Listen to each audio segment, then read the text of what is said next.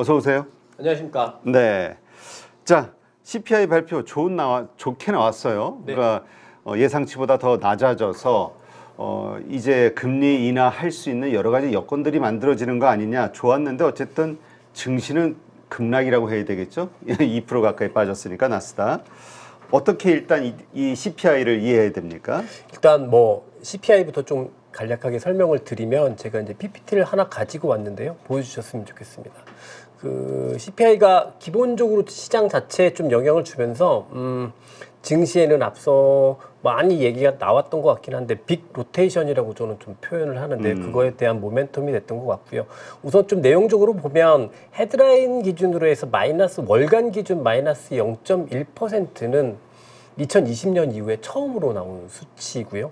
그다음에 코어 CPI 같은 경우에도 다 전월이나 예상치보다는 낮게 나왔고, 그다음에 연준에서 가장 중요하게 여긴다고 얘기하는 주거비를 제외한 코어 CPI, 그러니까 슈퍼 코어 CPI는 또 마이너스 0.05%가 나오면서 2달 연속 둔화가 나왔습니다. 상승폭이 둔화되는 게 아니라 오히려 이제 월간 기준으로는 마이너스가 나왔다라고 하니까 의미 있는 거라고 볼 수 있을 것 같고, 특히 이게 가솔린이나 중고차 가격 하락 때문에 이제 CPI가 좀 많이 하락이 됐었는데, CPI 자체로 보면 가장 의미가 있고 그동안 인플레이션 문제를 일으켰던 요인이 주거비인데, 이 주거비 부분도 0.3% 증가거든요. 근데 요게 3년 내 최저치 수준이라고 해요. 그러니까 기본적으로 서프라이즈 맞다. 이거는 서프라이즈라고 볼 수 있다라고 생각할 수 있을 것 같고요. 그다음에 연준은 늘 이제 PC를 중요시 여긴다라고 얘기를 하는데, 우리가 시장에서는 CPI를 더 중요시 여기잖아요. 그런 이유가 뭐냐면,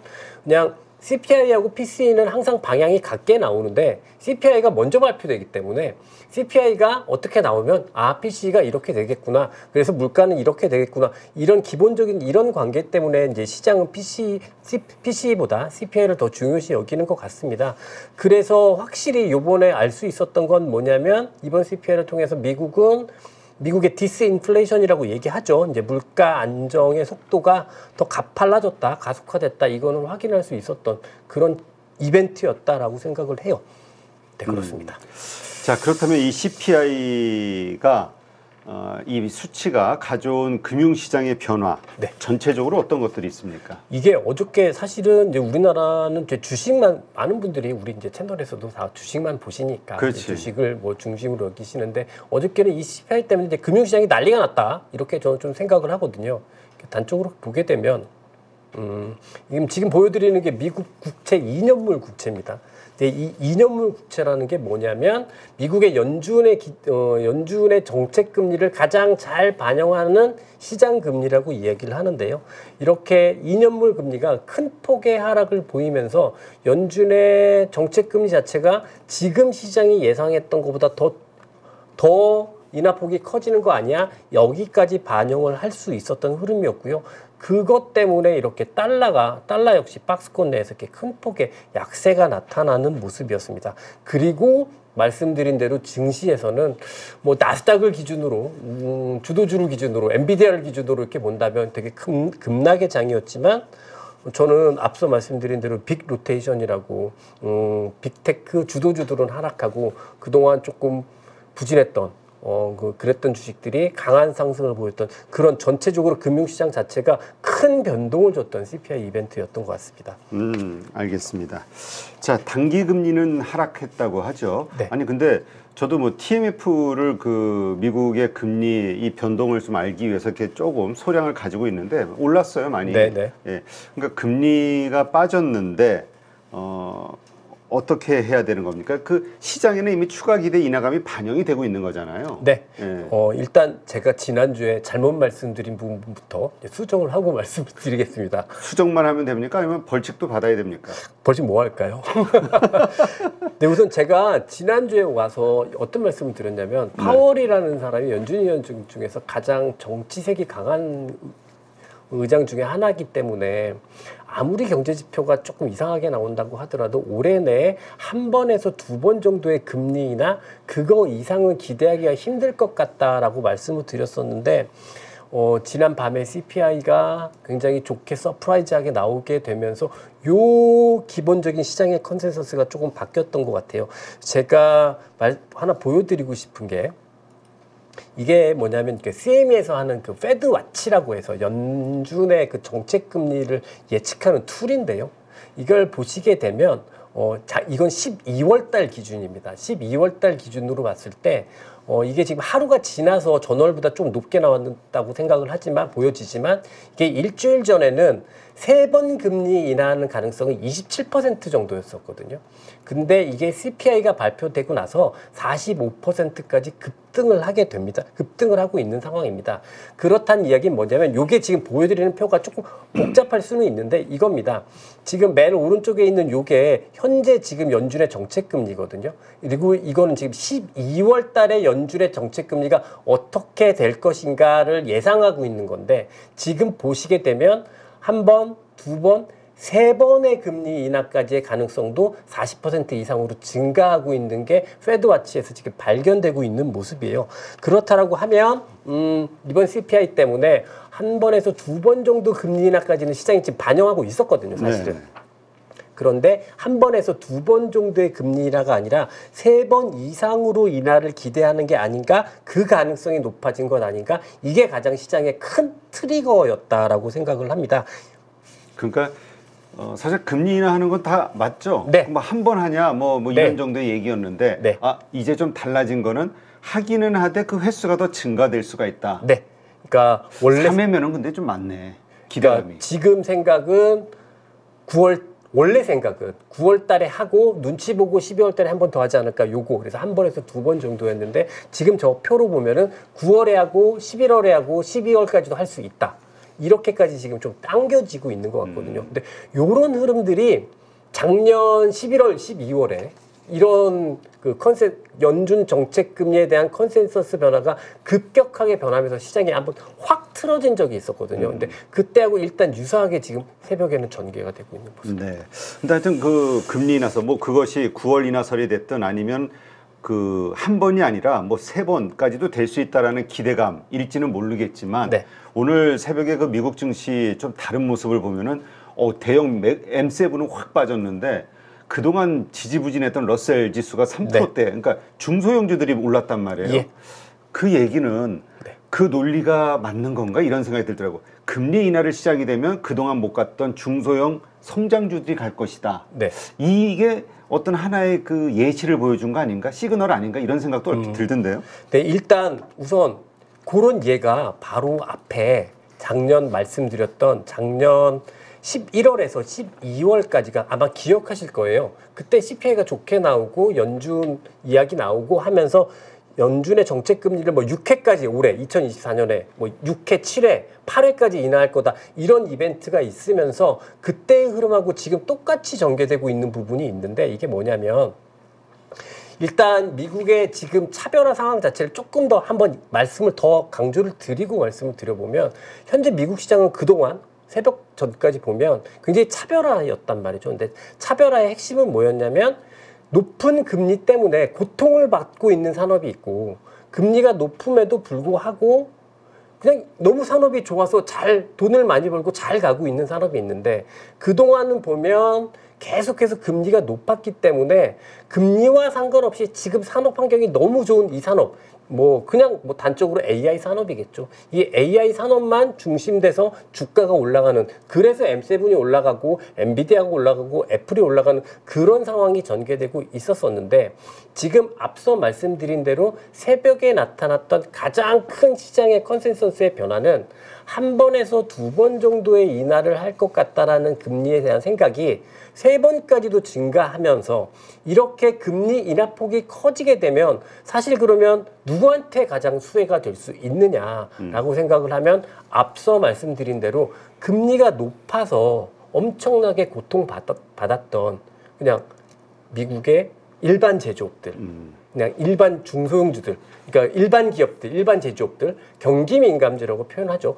그런 기업들이 가장 좋을 수 있다라고 판단할 수 있거든요. 그래서 앞서 말씀하신 것처럼 나스닥 지수는 이런 식의 급락이 나타났던 반면에 러셀 2000 지수, 중소형주 지수는 이렇게 롱사인의 급등이 나타난 하루였습니다. 그런데요, 이게 그럼 왜 이 중소형주의 로테이션이냐 이렇게 보시기 좀 힘든 게 기본적으로 미국에서 일반 제조업 같은 경우에는 시가총액이 좀 작아요. 네. 그래서 항상 러셀 2000 지수를 그냥 일반 제조업, 경기 민감주 이렇게 그냥 대표해서 보는 지수다 이렇게 표현할 수 있는 거고 사실 앞서 제가 11월, 12월 달에도 작년 11월, 12월 달에 금리 인하 가능성이 큰 폭으로 커졌을 때 그때도 또 경기 민감주가 좋았었습니다. 말씀을 드렸는데 지금 보여드리는 요 구간이거든요. 이 구간에서 보면은 지금 새벽에 끝난 나스닥과 러셀 2000 지수의 차이처럼 사실상 주도주하고 경기 민감주의 상대 강도를 보면 그때도 경기 민감주가 굉장히 압도하는 흐름이었습니다. 그러면 기본적으로 지금 미국 시장에서 작동되고 있는 시장의 어떤 그 뭐라고 해야 되죠? 작동 원리 자체는 보면 금리가 내려가게 되면 그리고 금리 정책, 통화 정책을 더 완화적으로 생각할 수 있게 되면 오히려 경기 민감주, 중소형주가 좋아지는 상황이고 금리 통화 정책 자체가 그렇게 크게 변경되지 않는 상황이면 지금 돈 잘 벌고 있는 회사들 그러니까 M7, 뭐 빅테크, 뭐 반도체 이런 회사들이 좋은 상황이고 요렇게 구분할 수 있는데 새벽에는 CPI 덕분에 이게 이제 이 빅테크 이런 것들을 팔고 중소형주를 사는 그 강한 로테이션 형태가 나온 거죠. 그러니까 그것을 통해서 네. 왜 우리가 얼마 전에 이런 일이 있었잖아요. 그 정몽구 회장이 그 위독하다 이런 네. 루머가 퍼지니까 현대글로비스와 현대모비스의 그냥 기관이 매수를 확 하면서 주가가 급등하는 일. 네. 그래서 이런 일이 생기면 이 두 종목이 크게 오르겠구나를 알고 이제는 네. 투자를 하시는 분들이 생겼단 말이에요. 네. 마찬가지로 이제 네. 금리 인하가 만약에 된다고 하면 그동안 있었던 이제까지 잘 올라가던 종목들이 더 세게 올라갈 거야라는 의견보다는 네. 못 올랐던 중소형주들이 오르는 게 더 좋을 거야. 네. 이 의견이 뭔가 좀 신뢰성이 더 있는 거 아닌가 이런 생각이 들어요. 네, 그게 기본적으로 어저께도 작동을 했었던 거고, 근데 사실 이것도 이번에는 조금 더 자신 있게 베팅이 됐던 이유는 작년 11월, 12월에 그런 흐름들을 한번 세게 보여줬기 때문에 새벽에 굉장히 크게 작동이 됐던 게 아닌가라고 생각이 들고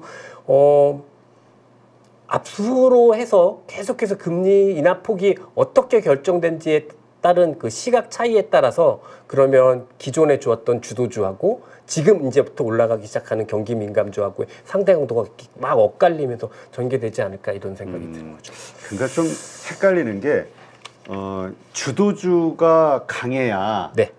또 시장이 또 끌고 확 올라가는 어떤 힘이 나오는 건데 주도주가 이 중소형 쪽으로 간다? 그러니까 그 얘기는 결국 주도주가 없어지는 장이 오는 거 아니냐. 이제까지 주도주가 다 약해진다면 네. 그냥 우리 소위 순환 매장 네. 주도주가 없는 예, 강한 이런 장이 온다고 하면은 또 이것도 좀 머리 아픈 일일 수도 있을 것 같은데 어떻게 이해를 해야 될까? 일단 어저께 이제 나스닥이 그래도 많이 빠졌고 뭐 필라델피아 반도체 지수 보여드리는 것처럼 이렇게 많이 빠졌기 때문에 이제 단기적으로 시장 위험이 좀 증폭된 거 아닌가 하고 걱정하시는 분들이 우선 계신 것 같아요. 그런데 일단 시장 위험이 증폭됐나 이런 것들 좀 측정하는 첫 번째 도구 중에 하나가 그 변동성 지수라고 하죠. 시장의 위험을 측정하는 빅스? 네. 근데 빅스를 보시게 되면 어저께 S&P 500도 거의 한 1% 가까이 하락을 했습니다만 빅스가 거의 움직이지 않았거든요.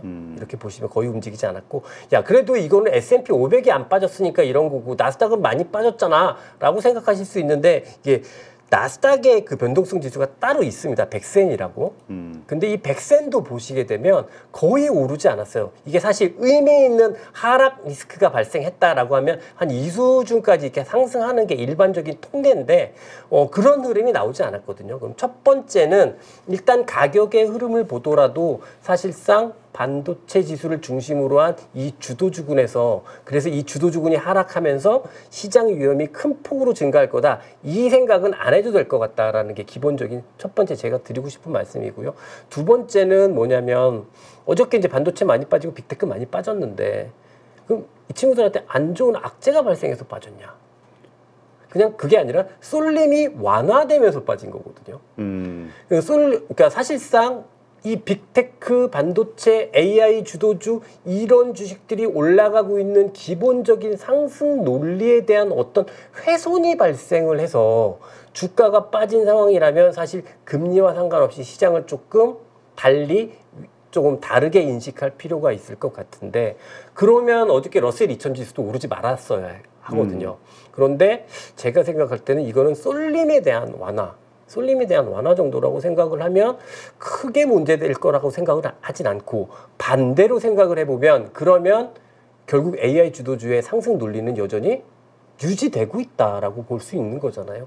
그렇다라고 하면 시장을 불어 현 시점에서 이렇게 보수적으로 봐야 될 이유는 없고, 오히려 우리 시장 오늘 좀 많이 빠지긴 했지만 개인적으로는 우리 시장 입장에서는 되게 좋은 환경으로 바뀌어지고 있다, 이런 생각까지 하게 됩니다. 좋은 환경으로 바뀌어지게 된다라는 것은 골고루 오를 수 있는 환경이 만들어졌다? 이렇게 해석을 해야 됩니까? 오늘 어떤 모 증권사 자료에서는 everything 랠리 국면에 돌입했다, 뭐 이런 이야기도 있는데요. 저는 우리나라 시장 입장에서 한번 좀 말씀을 드려보고 싶은 부분은 뭐냐면, 이제 우리나라가 최근에는 이제 삼성전자가 반도체 주식이 되면서, 그 전까지는 반도체 주식이 아니었잖아요. 한 달 전까지만 해도 움직이지 않았으니까. 그러면서 이제 삼성전자까지 움직이면서 지수가 많이 올랐고, 그것 때문에 지수가 많이 올랐기 때문에 새벽에 반도체가 많이 빠지면서, 우리나라도 반도체가 많이 빠지면서 오늘 약간의 지수 충격이 발생한 듯해 보이기는 합니다만, 일단 기본적으로 제가 첫 번째 앞서 말씀드렸던 대로 기본적인 주도주군의 상승 논리 자체는 아직까지 훼손되지 않은 상황으로 보는 게 맞지 않냐라는 게 제 첫 번째 생각이고요. 두 번째는 어떤 부분이냐면, 사실 우리나라가 지금 매크로 환경이 별로 좋지 않았던 가장 큰 이유는 수출이 안 돼서잖아요. 근데 수출이 그나마 잘 되려면 어차피 중국한테 수출이 잘 되는 걸 지금 기대하기는 어려운 상황이니까, 그러면 수출이 잘 되려면 제가 지난번에도 한번 말씀드렸는데, 미국의 일반 제조업이 경기가 좋아져서 우리나라의 제품을 많이 사줄 수 있는 환경이 될 때, 그 환경이 될 때 오히려 우리나라는 더 좋은 환경이다라고 생각을 해왔거든요. 그리고 지난해 11월, 12월까지도 그래서 우리나라 증시가 거의 러셀 2000 지수와 유사한 형태의 급등을 우리나라 코스피도 보여주기도 했었고요. 그런 측면에서 본다고 하면 또 하나가 뭐냐면, 또 우리나라 환율을 조금 보게 되면, 환율이 계속해서 높은 위치에 있다가 오히려 어저께 달러 지수 약세를 보이면서 환율이 하락하기 시작을 했거든요. 오늘 좀 반등을 했습니다만. 그런 측면에서 생각을 해본다면 오늘 지수가 많이 빠졌지만 사실 환경적으로 보면은 우리나라 증시가 좀 더 좋아질 환경은 더 높아진 것 같다.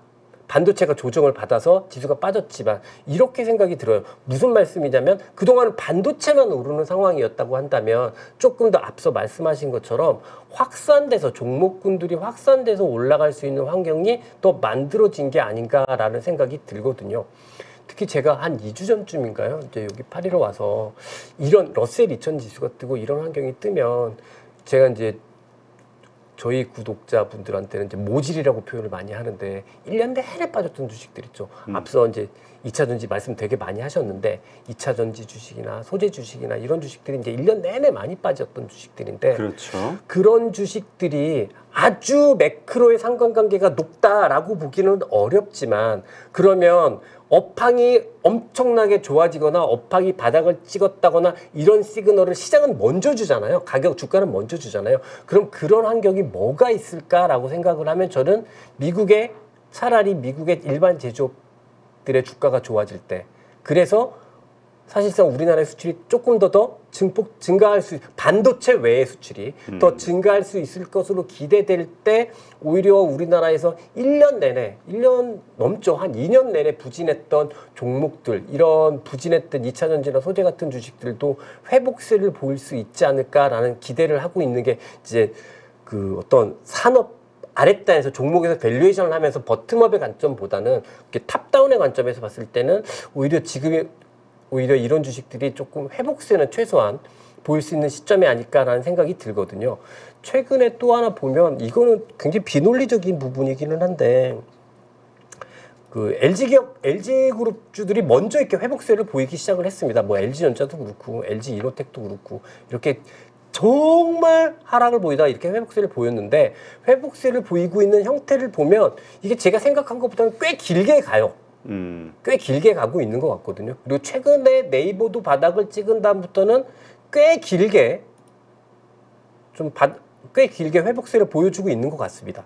이런 측면에서 보면 2차 전지나 뭐 소재 기업들이나 어떤 의미 있는 모멘텀이 저는 개인적으로 좀 되게 조심스럽지만 이 환경이면 반전할 수 있는 환경은 만들어졌다. 2차 전지나 소재 주식들이 매크로 전체에서 볼 때 그렇게 생각이 들거든요. 그렇다면 제가 원래 이렇게 줄줄줄 빠지는 주식 진짜 싫어하는데 그렇지. 왜냐하면 추세 추종이니까. 네. 정말 이렇게 줄줄 빠지는 주식들은 정말 싫어하는데 이런 말씀을 오늘 아침부터 좀 드리기 시작했던 건 뭐냐면 트레이딩으로는 접근해 볼 것 같다. 볼 수 있을 것 같다. 그런 여력이 생긴다고 봐야 되는 것 아닐까. 이런 말씀을 드리게 됩니다. 근데 네.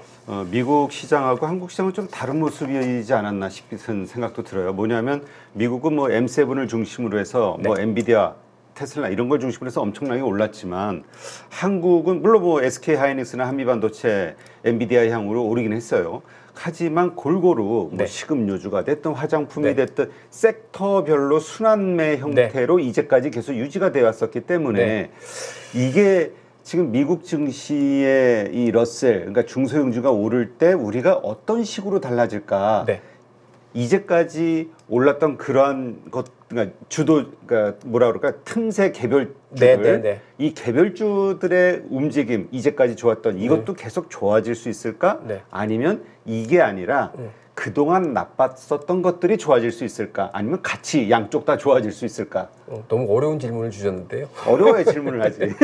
저는 그냥 이건 뭐 그냥 감입니다. 감. 근데 저는 가장 부진했던 주식들이 좋아질 수 있는 상황이라고 생각을 합니다. 일단은 그 앞서 말씀하신 것처럼 우리나라 뭐 방산이면 방산, 뭐 조선은 좀 꾸준하게 오르는 편입니다만 조선 올랐다가 또 뭐 그 음식료 올랐다가 화장품 올랐다가 이렇게 왔다 갔다 하잖아요. 근데 그렇게 종목별로 꾸준하게 이렇게 깔끔하게 올라가지 못하고 이렇게 종목별로 지저분하게 올라가는 이유가 뭘까라고 생각을 하면 기본적으로 우리나라 매크로 환경 자체가 좋지 않기 때문에 매크로 환경이 좋지 않은 건 원달러가 높은 거로 반증할 수 있으니까. 그러니까 기본적으로 반도체를 제외하면 우리나라 펀더멘탈 자체가 좋지 않기 때문에 나타난, 그러니까 큰 틀이 안 좋으니까 어떤 한쪽 산업이 반도체는 미국 때문에 좋은 거니까 빼고 나머지를 보면 이게 쭉 못 뻗어나가는 거죠, 사실상. 그렇지. 그런 흐름이 아닐까라고 생각이 들고,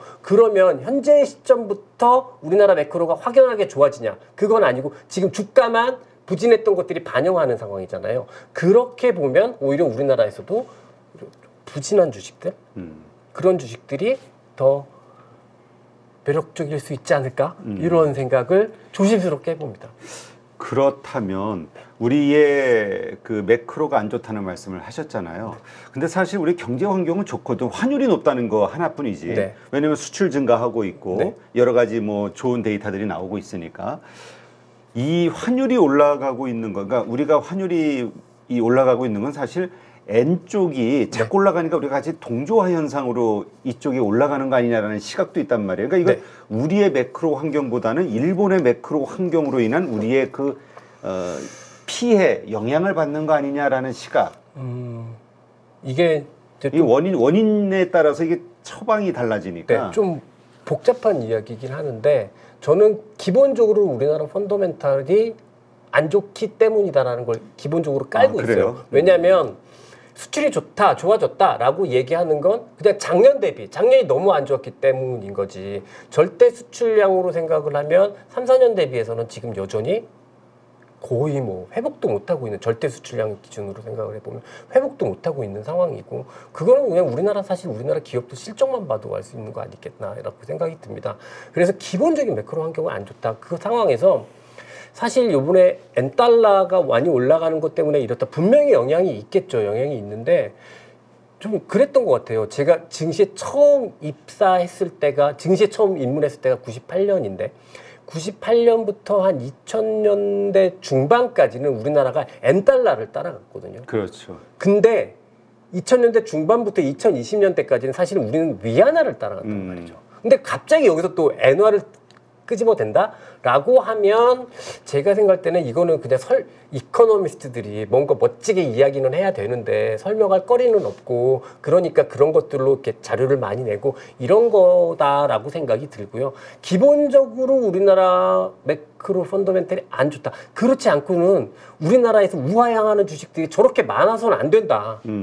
저는 그런 생각이 들거든요. 그래서 환율 매크로 펀더멘털 자체는 나쁘다는 걸 인정하고 시장을 봐야 되지 않을까라는 생각을 합니다. 알겠습니다. 그냥 있는 그대로의 이 환경 이걸 인정하자. 사실 그걸 뭐 세부적으로 따져가면 이 원인이 여러 가지로 나뉠 수 그렇습니다. 있지만 어쨌건 지표로 보자. 그런 차원에서는 우리가 앞으로 어떠한 전략으로 이 하반기를 끌고 가는 게 좋을까? 좀 간단하게 설명해 주신다면.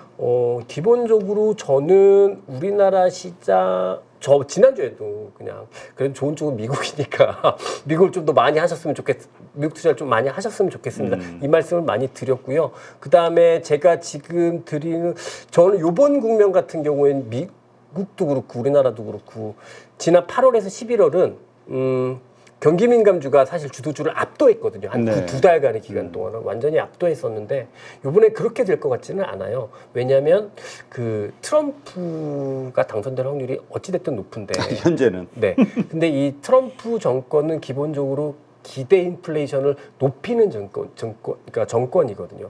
그러니까 그런 정책을 많이 가지고 있기 때문에 사실 금리가 내려갈 여력이 그렇게 크지가 않다. 내년도 환경이 그렇게 볼 수 있어서 그렇다라고 하면 이번에는 그냥 동반해서 오히려 주도주군하고 경기민감주가 동반해서 회복하는 국면을 보이지 않을까라는 생각이 들고요. 그렇게 이 러셀 2000 지수가 올라가는 기간 동안은 그게 언제까지 될지는 모르겠습니다만 그게 그 러셀 2000 지수가 올라가는 기간 동안은 앞서 말씀드린 대로 조금 많이 빠져서 정말 힘들어하는 주식들 버튼 피싱을 한번 해보셔도 좋을 것 같다라는 생각이 들고 그거는 트레이딩 관점이에요. 트레이딩 관점. 완전 추세에 전환되는 거 확인하고 해야 되니까. 그냥 트레이딩 관점에서 대신에 그 트레이딩이 한 달 이상은 될 것 같아요. 사고 팔고 할 수 있는 기간이. 아니 근데 그러다가 그 말씀대로 한 달 동안 이게 뭔가 상승이 나온다든가 하잖아요. 그럼 이제 추세가 상승 쪽으로 잡히는 거잖아. 그럼 이때는 오히려 추세 추종 관점에서 계속 갈 수도 있다라고 볼 수 있지 않을까요? 저는 이렇게 V자로 올라가는 거 한 번도 본 적이 없어가지고요. 그렇지 않나요? 이렇게 장기를 빠졌으면 이렇게 회복을 한 다음에 또 그 회복에 대한 반락이 나타나고 또 뭐가 있고 이러면서 그 다음에 이제 올라갈 때가 진짜 상승 추세였던 것 같고. 그렇다면 이렇게 질문을 드릴게요. 이제까지 소외됐던 주식들이 어쨌든 그러한 모습을 보이면서 추세가 상승 쪽으로 완전히 전환이 됐어. 그럴 때는 트레이딩 관점에서 또 생각을 바꿔야 되는 거죠. 그렇죠. 장기 투자로. 그렇죠. 이거를 기다린 거지. 알겠습니다. 자, 이제까지 주식원탑. 맞죠? 맞습니다. 우리 김진 대표님과 함께 이 미국 시장과 여러 가지 이야기를 나눴습니다. 그러니까 하여튼 상황이 우리 가족분들, 그러니까 주식 투자하는 개인 그 경험이 적으신 분들이 예를 들어서 한 달 전에 어떤 전문가의 말을 들었어. 그때 A는 좋다며, B는 나쁘다며. 근데 한 달 후에도 그 생각만 하고 있는 거. 환경이 그 다음에 바뀌었으면 거기에 맞게 또 생각이 바뀌어야 되고 입장이 달라지는 건데 그러한 것들을 좀 생각을 해야 될 것 같아. 제가 늘 드리는 말씀인데요. 자료를 읽으시거나 유튜브에서 어떤 사람들의 조언을 들으실 때도 한 놈만 패라. 그러니까 뭐냐면 너무 잔인해. 그 어떤 자기의 좀 논리적으로 맞다라고 생각하는 사람이 한 사람이 있으면 그 사람의 이야기를 계속해서 팔로우하는 게 오히려 투자하실 때 좀 소음에 시달리지 않을 수 있는 방법이다 이렇게 말씀드립니다.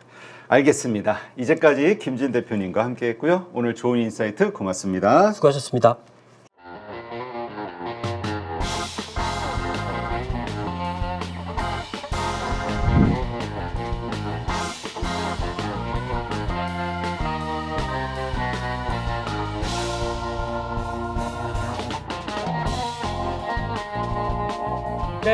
여기저기서 많이 또 강의도 들어보시고 그리고 또 기법이라고 하는 것도 많이 또 체크해 보시고 적용시켜 보셨을 것 같습니다. 그런데 결과가 좋으십니까? 이거는 저희 클래스반의 강점이 될 겁니다.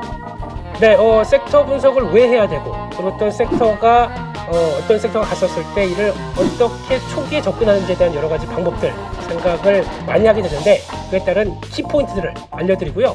김 대표는 이렇게 사업 분석한다. 그리고 또 거기서 종목을 찾는다. 라고 하는 여러 가지 기법들 그리고 그에 따른 효과들을 충분히 노리실 수 있게 하나하나 세부적으로 말씀을 드리고요. 거심 종목까지 같이 스터디를 하시면서 충분히 시장을 끌어가실 수 있도록 그렇게 말씀드리도록 하겠습니다. 네, 라이브를 충분히 활용하겠습니다. 거기서 나오는 질문들 그리고 또 매매하시다가 요런 때 참 애매할 텐데 라고 하는 제가 겪었던 부분들 그대로 담고 또 문의가 들어오게 되면 충분히 안내를 드리겠습니다. 이거는 저희 클래스반의 강점이 될 겁니다.